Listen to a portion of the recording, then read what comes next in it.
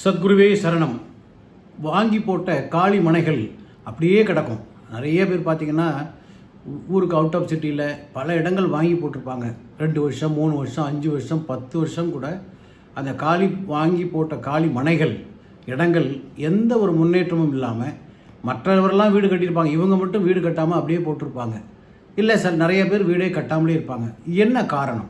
அதை நிறைய இடங்களில் போய் நான் திறனாய்வு செய்யும் போது கண்டுபிடிச்ச ஒரு மிகப்பெரிய விஷயம் என்னென்னா, அந்த இடங்கள் நிறைய துர்மரணங்கள் நடந்த இடமா இருக்கும். சவக்குழிகள் இருந்திருக்கும், பெரிய பொது கிணறு இருந்திருக்கும், நிறைய எலும்புக்கூடுகள் பிராணிகள் புதைக்கப்பட்டிருக்கும். அது பிற்காலத்தில் அதை வாங்கி சரி பண்ணி பிளாட் போட்டு விற்றுருப்பாங்க. ஆனால் அதில் இருக்கக்கூடிய நெகட்டிவ் வைப்ரேஷன், தீய சக்திகள் அந்த இடத்த சுற்றிக்கிட்டே இருக்கும். அதனால் ஒரு மனிதர்கள் குடியிருப்பதற்கு தகுதியற்ற இடமாக அது இருக்கும். அதனால் அதை வாங்கி அதை முறைப்படி செய்ய வேண்டிய பரிகாரங்கள்லாம் செய்து அதை நல்ல குடியிருப்பு பகுதியாக மாற்றினால் அந்த இடத்துல வீடு கட்டலாம். நீங்களே நல்ல விலைக்கு கிடைச்சா கூட கொடுத்துடலாம். இல்லை, ஏன்னா இந்த காலத்தில் இடம் வாங்குறது கஷ்டம். அந்த இடத்த நல்லா அருமையாக ரெடி பண்ணிவிட்டு அந்த இடத்துல வீடு கட்டி குடி போகலாம். அந்த குடி போவதற்கு தகுதியான இடமா அது அப்படின்னு பார்க்கணும். ஏனென்றால் ஏன் நீங்கள் வாங்கின உடனே வீடு கட்ட முடியல அப்படின்னா, அந்த இடம் குடியிருப்பதற்கு தகுதி இல்லாமல் இருக்குது. அந்த இடத்துல நெகட்டிவ் வைப்ரேஷன் நிறைய இருக்குது, தீய சக்திகள் அந்த இடத்துல இருக்குது. அதனால் உங்களுக்கு அந்த வீடு கட்டணுங்கிற எண்ணத்தை தூண்டலை, அதுக்கு தகுந்தாமல் பொருளாதாரமும் உங்களுக்கு இடம் கொடுக்கல, பல பிரச்சனைகள் தள்ளி போய்கிட்டே இருக்குது. இது ஒரு காரணம். ரெண்டாவது, இடத்த வாங்கும்போது அவனுடைய என்ன திசை நடக்குது, என்ன கிரகங்கள் நடந்துகிட்டு இருக்குன்னு பார்த்து வாங்கணும்.